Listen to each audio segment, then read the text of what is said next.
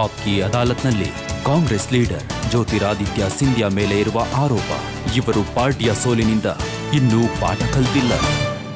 ಸಿಂಧ್ಯಾಜಿ ಯಾವಾಗ ಡಿಸೆಂಬರ್ 2013ರ ವಿಚಾರ ಇದು. ಆಗ ದಿಲ್ಲಿನಲ್ಲಿ ಚುನಾವಣೆ ಸೋತಿತ್ತು ಕಾಂಗ್ರೆಸ್ ಕಳೆದ ಸಲ. ರಾಹುಲ್ ಗಾಂಧಿ ಹೇಳಿದ್ರು, ನಾನು ಕೋಟ್ ಮಾಡ್ತೀನಿ, ನಾನು ಪಾರ್ಟಿಯ ಸಂಘಟನೆಯಲ್ಲಿ ಆಮೂಲಾಗ್ರ ಬದಲಾವಣೆ ತರೋದಕ್ಕೆ ಪ್ರಯತ್ನ ಮಾಡ್ತೀನಿ. ನಾನು ಖಚಿತಪಡಿಸ್ತೀನಿ ಬದಲಾವಣೆ ಆಗ್ಲಿ ಮತ್ತೆ ಯಾವ ರೀತಿ ಮಾಡ್ತೀನಿ ಅಂತಂದ್ರೆ ನೀವು ಕಲ್ಪನೆ ಕೂಡ ಮಾಡೋದಕ್ಕಾಗಲ್ಲ ಅಂತ. ಬದಲಾವಣೆ ಆಯ್ತಾ? 14 ತಿಂಗಳಾಗೋಯ್ತು. ಖಂಡಿತ. ಮತ್ತೆ ನಾನು ಇದನ್ ಕೂಡ ಹೇಳಿದೀನಿ, ಏನಂದ್ರೆ ಪಾರ್ಟಿ ಒಳಗಡೆ ಆತ್ಮಾವಲೋಕನದ ಪ್ರೋಸೆಸ್ ನಡೀತಾ ಇದೆ.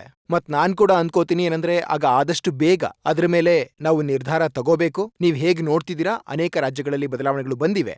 ಅನೇಕ ರಾಜ್ಯಗಳಲ್ಲಿ ಹೊಸ ವ್ಯಕ್ತಿಗಳಿಗೆ ಹೊಣೆಗಾರಿಕೆ ಮತ್ತೆ ಜವಾಬ್ದಾರಿ ಕೊಡಲಾಗಿದೆ ಪಾರ್ಟಿ ಮೂಲಕ.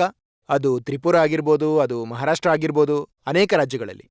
ಖಂಡಿತ ಈಗ ಕೇಂದ್ರದಲ್ಲೂ ಬದಲಾವಣೆ ನಾನು ಅಂದ್ಕೋತೀನಿ ಏನಂದ್ರೆ ಖಂಡಿತ ಬೇಗ ಮಾಡ್ತಾರೆ ಅಂತ. ಈ ಬದಲಾವಣೆಗಳು ಆಗ್ತಾ ಆಗ್ತಾ ಹರಿಯಾಣದಲ್ಲಿ ಸೋತ್ರಿ, ಮಹಾರಾಷ್ಟ್ರದಲ್ಲಿ ಸೋತೋದ್ರಿ, ಜಾರ್ಖಂಡಲ್ಲಿ ಸೋತೋದ್ರಿ. ನೋಡಿ ರಜಚ್ಚಿ, ಇದ್ರಲ್ಲಿ ಸ್ವಲ್ಪ ಬೇಗ ಮಾಡ್ಬಿಡಿ ಬದಲಾವಣೆ. ಇಲ್ಲ, ಯಾವುದೇ ನಾನು ಆಕ್ಚುಲಿ ನಾನು ನೀವ್ ಹೇಳೋದನ್ನ ಒಪ್ಕೊಳ್ಳಲ್ಲ.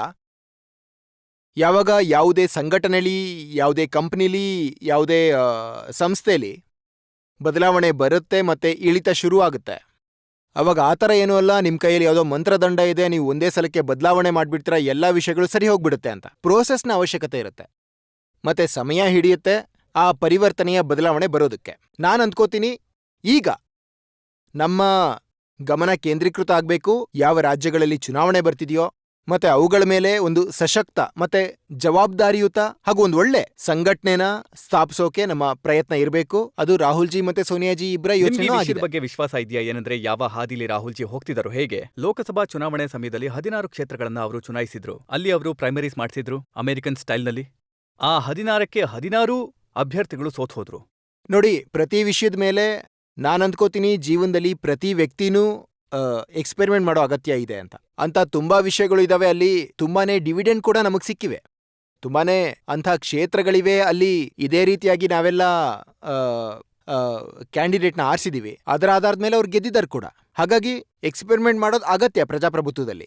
ಮತ್ತೆ ತುಂಬಾ ವಿಷಯಗಳಲ್ಲಿ ನಿಮ್ಗೆ ಒಳ್ಳೆ ಡಿವಿಡೆಂಡ್ ಸಿಗುತ್ತೆ, ಕೆಲವೊಂದರಲ್ಲಿ ನಿಮ್ಗೆ ಬಹುಶಃ ಅಷ್ಟೊಂದು ಒಳ್ಳೆ ಡಿವಿಡೆಂಡ್ ಸಿಗದೆ ಇರ್ಬೋದು. ಆದ್ರೆ ನಾನು ಅನ್ಕೋತೀನಿ ಈ ಪ್ರಕ್ರಿಯೆ, ಬದಲಾವಣೆ ಪ್ರಕ್ರಿಯೆ ಆಗ ಆದಷ್ಟು ಬೇಗ ಶುರು ಆಗೋಗ್ಬಿಡುತ್ತೆ. ಅವರು ರಜೆ ಮೇಲೆ ಹೋಗಿದ್ದಾಗ ನೀವ್ ಹೇಳಿದ್ರಿ ಯಾವಾಗ ವಾಪಸ್ ಬರ್ತಾರೋ ಆಗ ಬ್ಲೂ ಪ್ರಿಂಟ್ ತಗೊಂಡ್ ಬರ್ತಾರೆ ಅಂತ. ಮತ್ತೆ ಬ್ಲೂ ಪ್ರಿಂಟ್ ಏನಾದ್ರೂ ಸಿಕ್ಕಿದ್ಯಾ? ನಾನು ಅನ್ಕೋತೀನಿ ಏನಂದ್ರೆ ಅವರ ಮೆದುಳಲ್ಲಿ ಮತ್ತೆ ಅವರ ಮನಸ್ಸಲ್ಲಿ ಬ್ಲೂ ಪ್ರಿಂಟ್ ಖಂಡಿತ ಇದೆ. ಮತ್ ನೀವು ಸ್ವತಃ ನೋಡ್ತೀರಾ ಮುಂದಿನ 1-2 ತಿಂಗಳಲ್ಲಿ ಆ ಬದಲಾವಣೆ ಖಂಡಿತ ಬರುತ್ತೆ. ಬದಲಾವಣೆ ಎಲ್ಲಿ ಬರ್ತಿದೆ? ಅವರು ನೇಪಾಳದ ಎಂಬೆಸಿಲಿ ಕಂಡೋಲೆನ್ಸ್ ಮೆಸೇಜ್ ಬರೆಯೋದಿಕ್ ಹೋದ್ರು. ಅದನ್ನು ಕೂಡ ಫೋನಿಂದ ನೋಡಿ ಬರೀತಿದ್ರು. ಯಾರು ಹೇಳಿದ್ರು ನಿಮ್ಗೆ ಫೋನಲ್ಲಿ ನೋಡಿ ಅಂತ? ಯಾಕಂದ್ರೆ ನಾನು ನಿಮ್ಮ ಶೋನಲ್ಲಿ ಒಂದ್ ವೇಳೆ ನಾನೀಗ ಹೇಳಿದ್ರೆ ನಾನು ನಿಮ್ ಶೋನಲ್ಲಿ ಮೊಬೈಲ್ ಫೋನ್ ಹೊರಗೆ ತೆಗಿತೀನಂತ, ಅದಕ್ಕೆ ನೀವ್ ಹೇಳ್ತೀರಾ ನಾನು ಉತ್ತರನ ನೋಡ್ಕೊಂಡು ಓದ್ತಿದ್ದೀನಿ ಅಂತ? ಒಂದ್ ವೇಳೆ ನಂಗೆ ಯಾವ್ದಾದ್ರು ನನ್ನ ಇಮೇಲ್ ಬಂದಿದ್ರೆ ನಾನು ಇಲ್ಲೇ ಇಟ್ಕೊಂಡಿರ್ತೀನಿ, ಆಗ ನೀವು ನೋಡ್ಕೊಂಡು ಓದ್ತಿದ್ದೀನಿ ಅಂತೀರಾ? ಸರಿ, ಹಾಗಿದ್ರೆ ಏನು ವಿಡಿಯೋ ಇತ್ತಲ್ಲ, ಪ್ರಾಬ್ಲಮ್ ಇದೇನೆ ಏನಂದ್ರೆ ನೀವು ಪ್ರತಿ ವಿಷಯದಲ್ಲೂ ಬೇರೆ ತರನೇ ಅರ್ಥ ಹುಡ್ಕೋಕೆ ಪ್ರಯತ್ನ ಮಾಡ್ತಿದ್ದೀರಾ. ನೀವು ಒಂದು ಗಾದೆ ಇದೆಯಲ್ಲ, हाथ कंगन को आरसी क्या, पढ़े लिखे को फारसी क्या. ಹೇಗೆ ರಾಹುಲ್ ಜಿ ಎಂಬೆಸಿನಲ್ಲಿದ್ರೋ ಆ ವಿಡಿಯೋ ನೋಡ್ಬಿಡೋಣ. ಜನತೆ ನೋಡ್ಲಿ ಮತ್ತೆ ನಿರ್ಧಾರ ಆಗೋಗ್ಲಿ ಏನಂದ್ರೆ ಅವರು ಮೆಸೇಜ್ ಹೇಗ್ ಬರೀತಿದ್ದಾರೆ ಅಂತ. ಅದನ್ನ ನೋಡೋಣ. ಈ ಎವಿಡೆನ್ಸ್ ಅನ್ನ ಹಾಜರ್ಪಡಿಸೋದಕ್ಕೆ ಇಷ್ಟಪಡ್ತೀನಿ.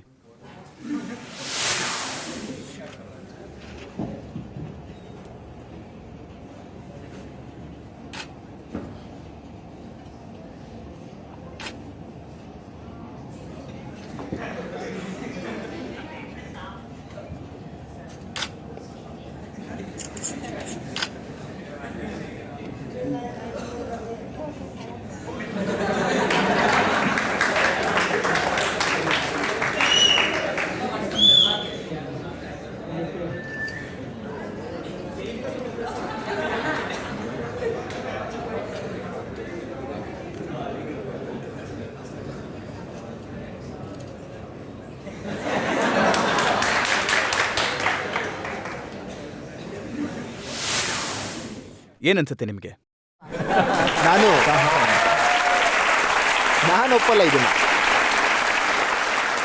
ಇದಕ್ಕೋಸ್ಕರನೇ ತುಂಬಾನೇ ಕಾಂಗ್ರೆಸ್ನ ನಾಯಕರು ಅಮರಿಂದರ್ ಸಿಂಗ್ ಅವರು ಏನ್ ಹೇಳೋದಕ್ಕೆ ಇಷ್ಟಪಟ್ಟಿದ್ರು ಅಂತಂದ್ರೆ ಸೋನಿಯಾಜಿ ಅವರೇ ಅಧ್ಯಕ್ಷರಾಗಿ ಮುಂದುವರಿಬೇಕು ಅಂತ. ಕಿಶೋರ್ ಚಂದ್ ದೇವ್ ಅವರು ಏನ್ ಹೇಳಿದ್ರು ಅಂದ್ರೆ, ರಾಹುಲ್ಜಿ ಎಷ್ಟು ಭರವಸೆಗಳನ್ನ ಕೊಟ್ಟಿದ್ರೋ ಅವುಗಳಲ್ಲಿ ಅರ್ಧದಷ್ಟನ್ನಾದ್ರೂ ಈಡೇರಿಸಿದ್ರೆ ಇವತ್ತು ಪಾರ್ಟಿಗೆ ಈ ಪರಿಸ್ಥಿತಿ ಬರ್ತಿರ್ಲಿಲ್ಲ. ನೋಡಿ, ನಾನು ಅರ್ಥ ಮಾಡ್ಕೋತೀನಿ ಇದನ್ನ ಏನಂದ್ರೆ, ಯಾವುದೇ ರಾಜಕೀಯ ಪಕ್ಷದಲ್ಲಿ ಅದು ರಜತ್ ಶರ್ಮಾಜಿ ಅವರು ಇಂಡಿಯಾ ಟಿವಿಯ ಹೆಡ್ ಆಗಬೇಕಾ ಅಥವಾ ನಮ್ಮ ಮಿಶ್ರಾಜಿ ಅವರು ಇಂಡಿಯಾ ಟಿವಿ ಹೆಡ್ ಆಗಬೇಕಾ? ನಾನು ಅನ್ಕೋತೀನಿ ಏನಂದ್ರೆ, ಒಂದು ವೇಳೆ ಸಂಸ್ಥೆ ಅಥವಾ ಇವ್ರಿಗೆ ಯಾವಾಗ ಆಗ್ಬೇಕು, ನಾವು ಸಂಸ್ಥೆ ಹಿತನ ಬಯಸ್ತೀವಿ ಅಂದ್ರೆ ಆಗ ಯಾವ ಜವಾಬ್ದಾರಿ ನಮಗ್ ಕೊಟ್ಟಿದಾರೋ ಆ ಜವಾಬ್ದಾರಿನ ನಾವು ನಿಭಾಯಿಸ್ಬೇಕು. ಮತ್ತೆ ಯಾರು ಅಧ್ಯಕ್ಷರು ಯಾವಾಗಾಗ್ತಾರೆ, ಯಾರಾಗ್ತಾರೆ, ಯಾವಾಗಾಗ್ತಾರೆ ಈ ನಿರ್ಧಾರನ ನಾವು ಎಐಸಿಸಿಗೆ ಬಿಟ್ಬಿಡೋಣ.